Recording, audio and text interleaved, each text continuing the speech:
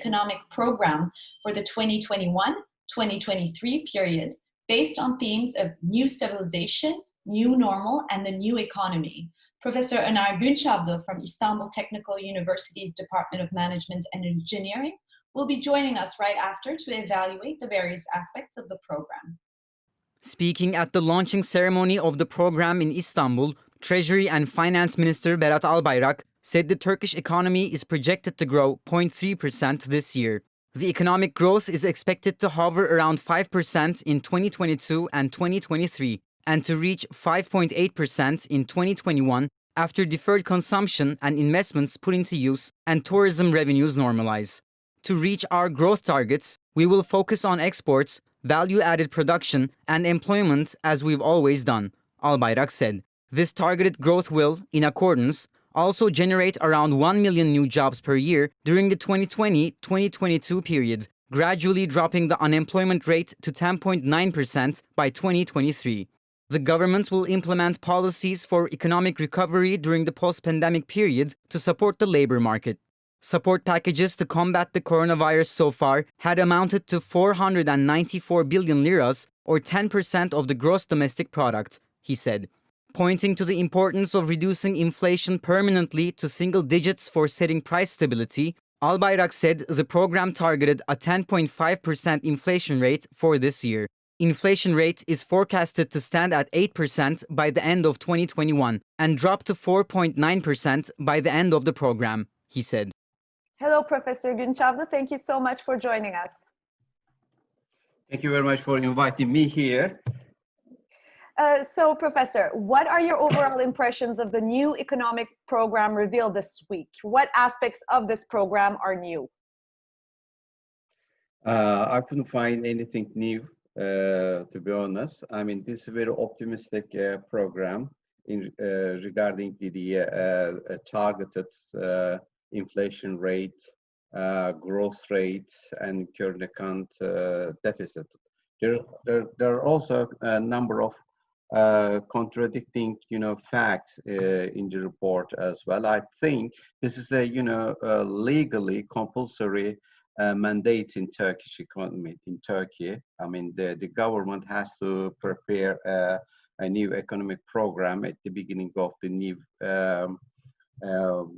working years of the parliaments, because I think in a couple of weeks, the parliament is going to start discussing the main aspects of the next year's budgets, and the Minister of Finance has to come up with some targeted, estimations of the prices, foreign currency rates, and so on. They have to present a new story to the parliament together with the community in Turkey, and saying that the government put the emphasis on the certain area or certain economic activities, and they are going to do that activities or their targeted task with the certain prices, which is described by inflations and for the other main prices. This is the purpose of this program, the first thing. The second thing is that the government has to give some guidance to the private sector as well. I think a new economic program, this aim of the economic program is quite vital, because I've been seeing different comments from my colleagues as well as the people in the market, saying that there's nothing so new on this program, and also causes some loss of credibility on behalf of the government. So therefore there is no use to announce such a new program. Also, I don't agree with that. I think instead of not giving the announcing that such a program, we have to come up with the comprehensive and good prepare programs because of the purpose that I put forward in the beginning. I think we have to provide a good, story for the private sector. There is an increasing uncertainty in Turkish economy because of the economic crisis in the world economy, as well as the COVID-19 pandemic. So the private sectors require guidance. Well, that guidance has to given in the program itself. But I couldn't see anything so much new, because whatever I saw or whatever you saw is not so much different from the previous report and the different, report prepared by the different components of the government in Turkey. And therefore, I'm a bit disappointed. I was looking forward to seeing the government's views about the handling this economic crisis, but I couldn't see anything so much. If you allow me, so if you don't mind, I can continue to this, telling my views about the couple of, particular issues in this report as well. Well, first of all, I think a couple of things are quite interesting. First of all, the growth rate for the 2020 is described I think at 0.3%. Well, this is expected, expected development or something expected. But personally, I'm expecting that the growth rate will be something below that zero. It's going to be minus. All right. The reason is that the government, I think, our Minister of Finance is very optimistic due to the outcome announced for the third quarter. All right, macroeconomic performance of the third quarter was quite promising, and I think it caused some optimisms in the economy as well as on the government. The reason that we have this good, macroeconomic performance was the extensively high credits given by the particularly public, banking sector to the private, and the Turkish economy is, hunger, a private as well as the public sector. It's hunger for, credit. I mean, without any extra credit, that will be very difficult to provide economic growth, particularly high economic growth in Turkey. It has been like this, in the past, and I believe with this given structure of the Turkish economy, it's going to be the same in the future. And there's no time to change these features of this structure of the Turkish economy. And therefore, within this 3 years' time, all right, I don't believe that there will be radical changes, drastic changes in this structure. And Turkish economy on the household as well as on the private sector, the whole economic units are going to be so much dependent on the credits coming from somewhere. Well, the Turkey consume and the government consume all the credit, resources at the moment. All right, there is nothing left, and there's just one option at which is going to be provide finance from the central bank resources, causing the inflation.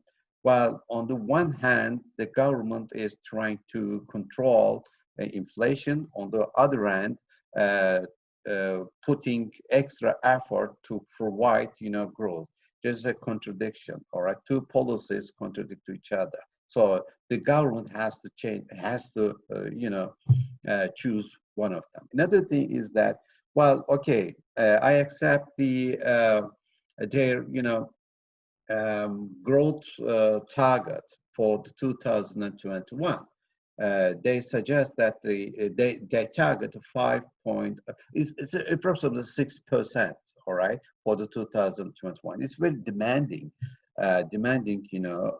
ambitious growth rate, to be honest. Well, but on the other hand, as I said earlier, you need to define, resource for that, financial resource. The program didn't say anything about, financial source for this growth. And well, just a couple of paragraphs. I saw, if I'm not mistaken, well, I saw just a couple of paragraphs regarding the sources. Well, having read the whole report, I come up with the three, distinct resources. This is not explicit though, anyway, implicitly. And the one is the export income. And the second, well, the Minister of Finance proposing to increase the competitiveness of Turkish economy and promising to take a measure to improve the productivity of the industries altogether, and therefore to encourage the competitive exports into to the world economy. So this is the presumption, of course. And this second source, tourism. Well, again, the Minister of Finance believe that the tourism is going to be like the it's going to be at the same level as before. All right, the Turkey, earning almost 30 or 35 billion US dollar tourism income. But because of the pandemic and the restrictions of the traveling, and these income reduced drastically, and I believe that it's going to continue next year, especially after the announcement of the Minister of Health and the new restriction coming from United Kingdom, all right, on Turkey. So there will be a credibility problem. That will be credibility problem. So I think we will we will feel these, effects of this loss of credibility in the world, next year as well. And I believe that maybe I'm pessimistic. I don't know. I mean, you can name it with a different name. So the Turkey is not going to reach the same level of, the tourism income. And lastly, some income from the natural gas exploration. So natural gas export is well. When I first read the relevant section, I thought that the Minister of Finance is joking. So I mean, we don't have so much information about what we had so far and what we are going to have in the future in terms of the amount of gas in Black Sea. So I mean, you are aware of the story of Nasreddin Hoca, is something like that, all right? Therefore, I couldn't see, apart from these three sources, I couldn't see any other, describe, source of income to support the 6% very ambitious growth rate in 2021. And well, I don't know. This is a problem for me because I take this program as a guide, all right, for the next movements in the Turkish economy. But with these assumptions, and target, I'm afraid I'm not taking the programs and its target seriously. Well, there's another problem, if you allow me to say, exportation, all right? The most feasible income source is exportation and improving the base of the competitiveness and the productivity, So we can do something about that. There is nothing wrong with that. Another thing is that to be a part of value change in the international market. While I agree with the minister, all right, the Turkish production has to be a part of the value change. And this is the only way of having, export-oriented, growth.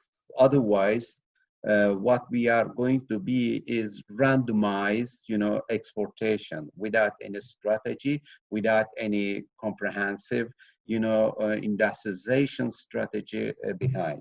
So, but before the government in this proposal suggesting that the Turkey has to improve the technological, background of the production, and they're putting emphasis on the high and medium high, technological production.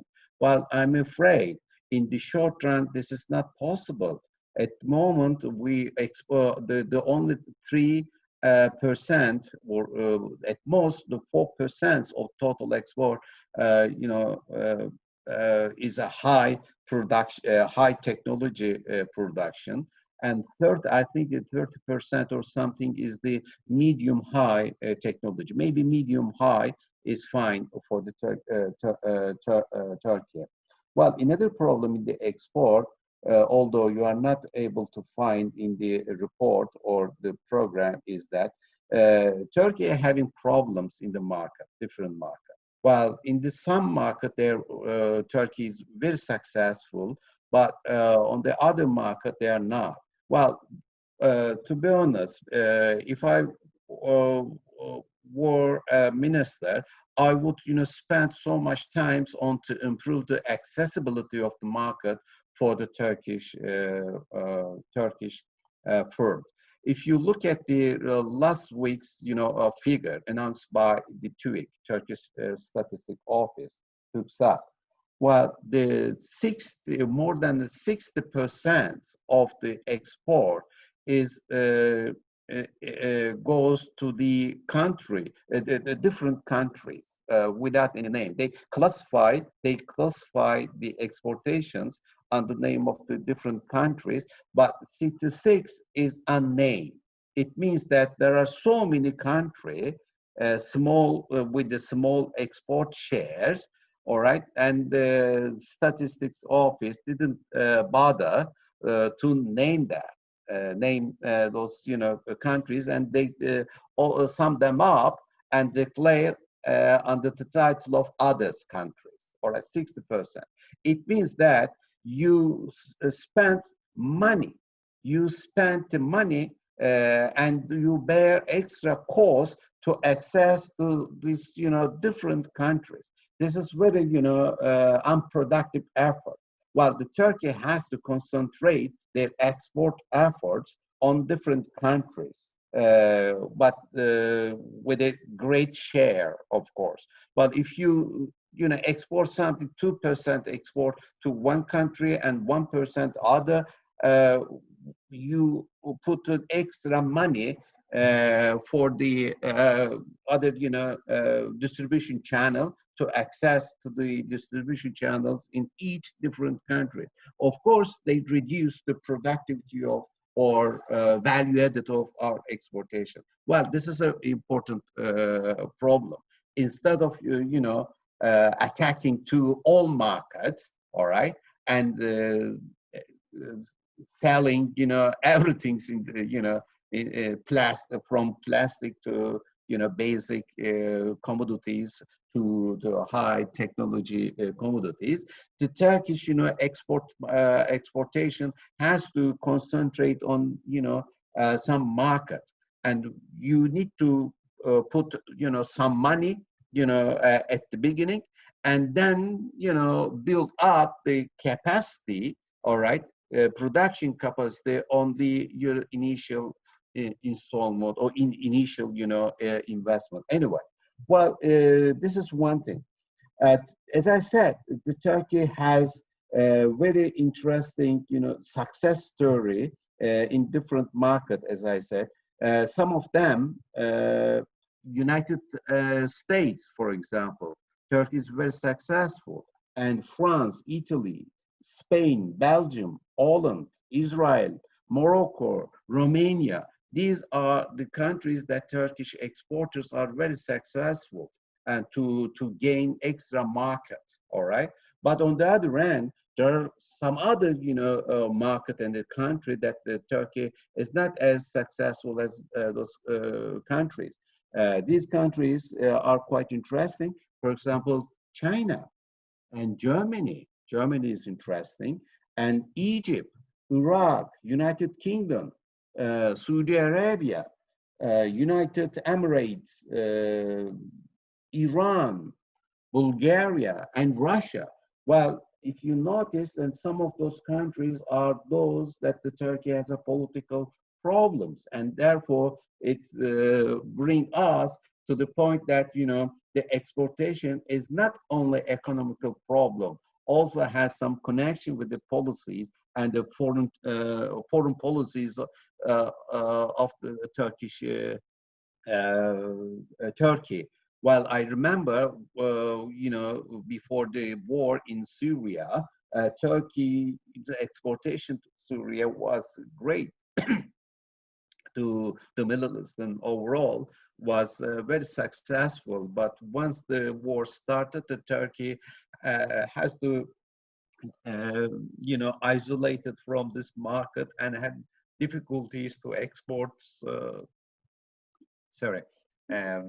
While you take a moment, thank you again for summarizing, especially the economic plan and further the different aspects of the economic plan that was revealed today. You mentioned that it was overly optimistic because the targets were overly demanding and ambitious, and there was a lack of concrete implementational steps in order to attain these targets. And that's another reason why the possibility for these to not be able to reach had also to do with the fact that Turkey's economy have structural problems, and that there is the general kind of global crisis due to the pandemic that have affected all the markets. But there's also, lastly, what you were talking about was how Turkish political foreign policies have also influenced our exports. So perhaps, you would like to continue from where you left off, but also perhaps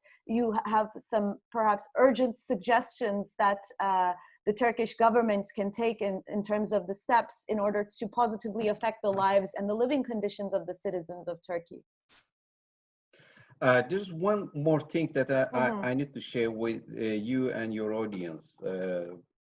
That is that this program, implicitly declare the failures of the government. I mean, if you look at the targeted, unemployment rate, well, in the end of the program, all right, they target on 11% of employment. Well, that employment rate is narrowly defined employment, narrowly defined. This is a definition given by Eurostat and adapted by the Turkstat, all right? Well, the 11% narrowly defined employment rate, all right, corresponds to something around 15%, maybe 16%, widely defined unemployment rate.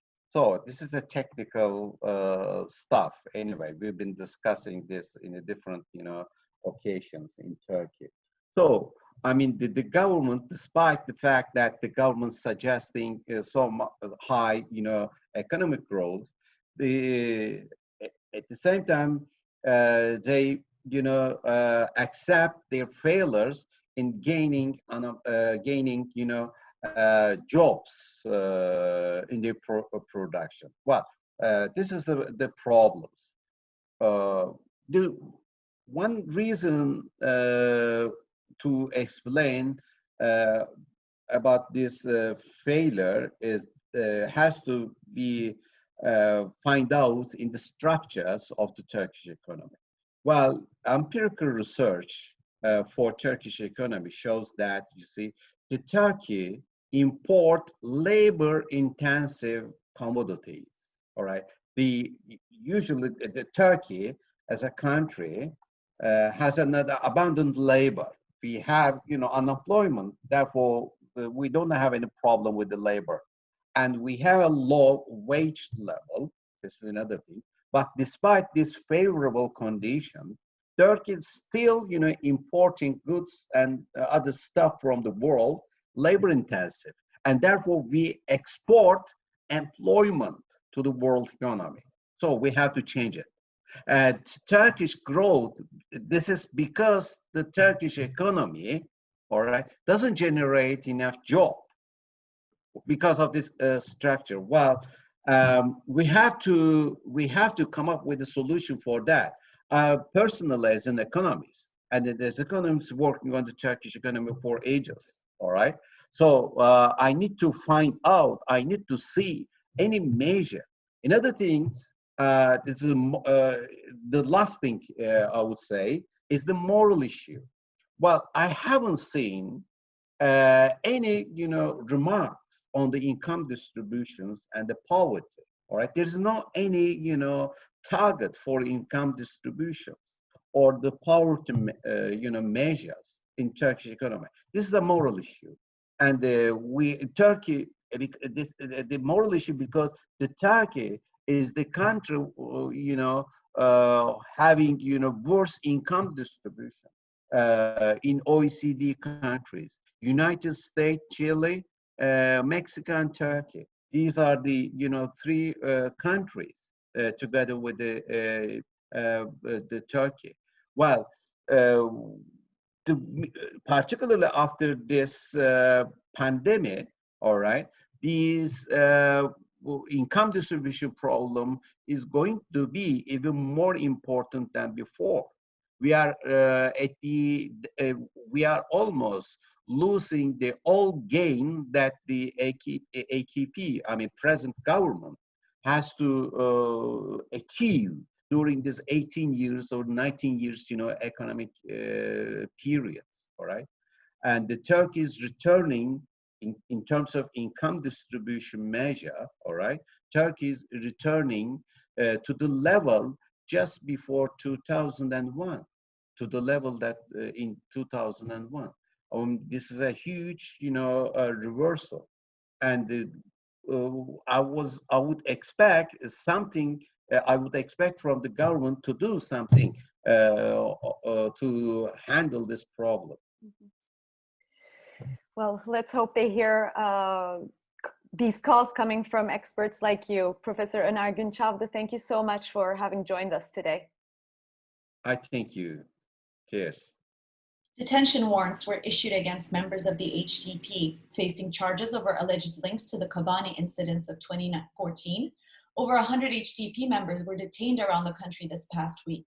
Among them were HDP mayors, HDP members of Congress, and other HDP government officials. This morning, 17 members of the HDP, including Kars co-mayor Ayhan Bilgen, have been arrested. Shortly after the decision, the Interior Ministry replaced Bilgen with a trustee. Detention warrants were issued on September 25 against 82 members of the HDP. This is a part of an investigation conducted by the Ankara Chief Public Prosecutor's Office in 7 cities regarding the Kobani incidents that occurred between October 6 and October 8 in 2014. Among the 82 HDP members that were detained on September 25, 24 prominent members of the HDP were also held. The co-mayor of Turkey's Kars province, Ayhan Bilgen, who was also taken into custody as part of the Kobani investigation, announced his resignation on Twitter on September 30. In his statement, Ayhan Bilgen said that if a trustee is not appointed by the time his detention ends, he will resign as the co-mayor. I have passed the age to play democracy. In accordance, Turkey's circumstances are not suitable to play such games either. I will not allow a city's willpower to be messed with through arbitrary detentions. Mayor Bilgen ended his resignation letter with a call to action for the city to elect a woman candidate and to cross a social threshold. The Kobani operation targeting the HDP community intensified in the Kars province when an additional 19 people were taken into custody on the 1st of October. Kars co-mayor Şevin Alaca and Kars deputy mayor Muazzez Çağrıtekinci were among those who were arrested. Arrest warrants are reported to be issued due to terrorism-related charges. The HDP co-chair Mithat Sancar stated that the unexpected detention orders was an ill-mannered revenge operation against his party by the Turkish government. The Kobani incidents started after the Syrian border town of Kobani was captured by ISIS in early October 2014. Demonstrations were a result of the failed expectations for the Turkish government to protect Syrian Kurds from the ISIS militants. This conflict stems from Turkey's ban on weapon transfer to the YPG during ISIS siege. However, what ignited the protests further was the HDP's call to go out to the streets.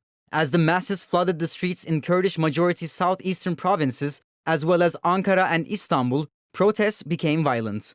According to the Human Rights Association's report, during the Kobani demonstrations, 46 people died, 682 were injured, and 323 people were arrested between October 6 and 8 in 2014. During the course of the events, President Erdogan made statements indicating that they equated PKK with ISIS and accused the HDP for maintaining links with PKK. PKK is listed as a terrorist organization by the EU, the US, and Turkey. The former HDP co-chairs Selahattin Demirtas and Figen Yüksekdağ have been in prison since November 2016 due to terror-related charges. In 2019, a new case file was opened which accused them of inciting the Kobani protests of 2014. The case of HDP co-chairs' alleged violence incitement during the Kobani protests were reviewed this past July 27th. Ankara courts ruled to keep Demirtas and Yüksekdağ behind bars due to the investigation not being completed and the risk of evidence spoliation. Medyascope founder and editor-in-chief Ruşen Çakır shared his thoughts on the topic through his exclusive broadcast on September 26th. Ruşen Çakır stated, "There is a political challenge that Erdogan cannot resolve, and instead of solving this issue in political fields, he calls on jurisdiction. This operation is another example to this matter.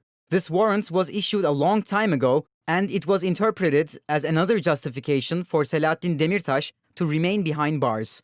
However, this issue stepped into a different dimension. Now it contains almost all HDP executives who were serving at the time. Above all, there is a news resolution that takes away the immunities of congressmen and women. Can there be anything beyond this? Yes. Harsher judicial consequences can be implemented on HDP members." And now for the coronavirus-related developments. As you can see, here are the numbers as of October 1st across Turkey. Health Minister Fahrettin Koca has made a distinction between COVID-19 patients and cases, saying that the ministry has not been reporting the number of COVID-19 cases that tested positive for the virus but showed no symptoms. Koca said that COVID-19 patients are people with clinical symptoms, whereas cases include those who are asymptomatic. Turkey was removed from the United Kingdom's quarantine-free list following the minister's acknowledgement.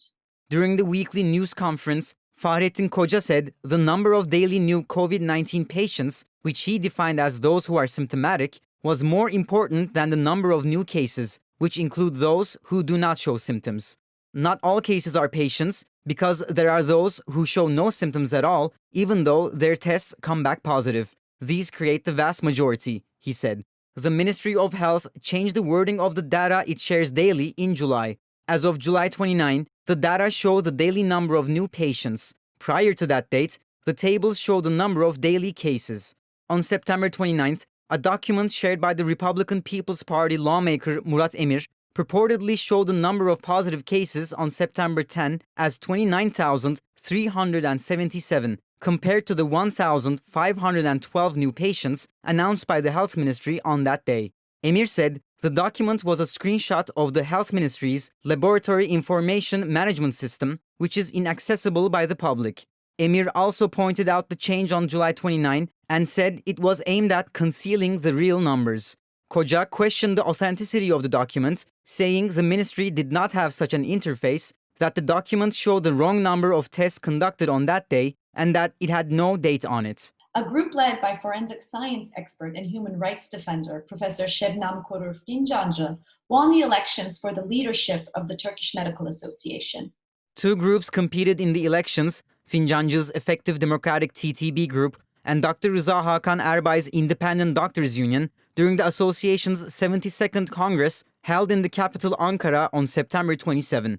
"We don't give up on life, the right to health, and our professional body was the slogan of Fincancı's team.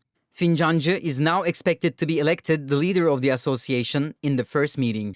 The conflict between Azerbaijan and Armenia that erupted on September 26 concerning the controversial region of Nagorno-Karabakh continues to escalate. Turkey's involvement in the conflict has created both domestic and international stir. Both Azerbaijan and Armenia claim that the first fire was opened by the counterparts. As both countries declared martial law, it was announced that civilians were killed during the armed attacks. Azerbaijan imposed curfews on 6 cities and 16 districts that also includes the capital Baku from 9 p.m. until 6 a.m. Baku asserted that 6 villages have been seized in the region which belong to Azerbaijan under international law but Armenia holds control over. Yerevan falsified this assertion. The governance of Nagorno-Karabakh stated that 31 soldiers have been killed during the clashes. According to the allegations made by the Azerbaijani press, Azerbaijan took control over the highway that connects Armenia to the region that they occupied. Meanwhile, Armenia declared mobilization and those who volunteered to join the army gathered in the capital Yerevan. Turkey announced its full support to the Azerbaijani forces. The ambassador of Azerbaijan to Turkey, Hazar Ibrahim, expressed their gratitude for the Turkish support throughout the past 3 decades. Ibrahim further noted that through the reinforcements from Turkey for the last 30 years, Azerbaijani army is now capable of protecting its own territory. Yet, Ibrahim stated that Azerbaijan has not asked for any military support for its confrontation with Armenia.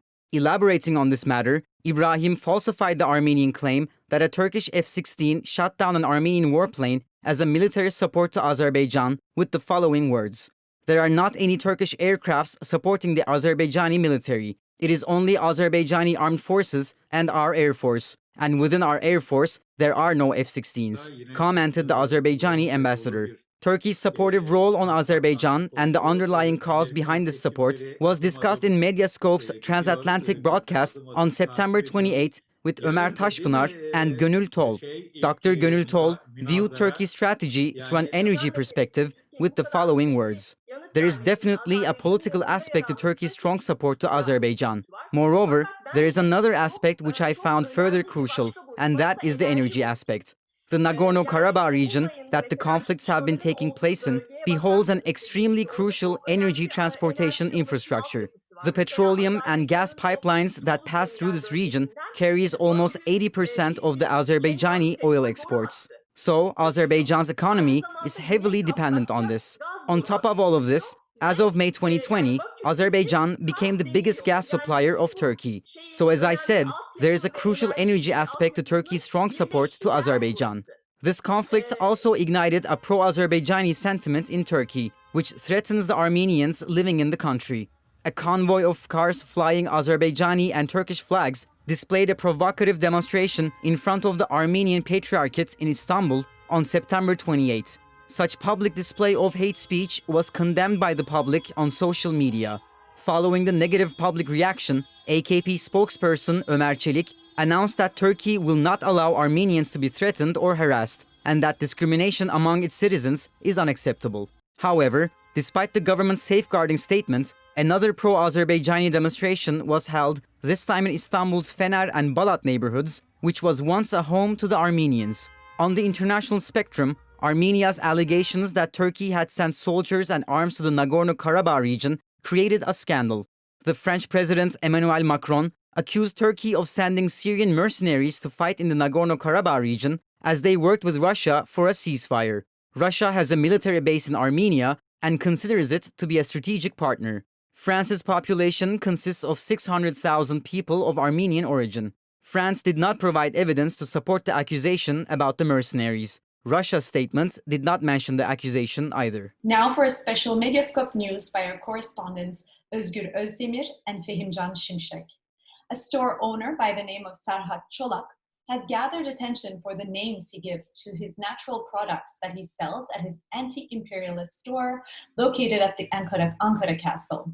The names include Democratic Pickle, Protest Turnip, Liberal Tomato Paste, Bolshevik Pomegranate Syrup, Communist Noodles, Socialist Olives, Marxist Vine Leaves, and Feminist Jam. Çolak told his story to Medyascope.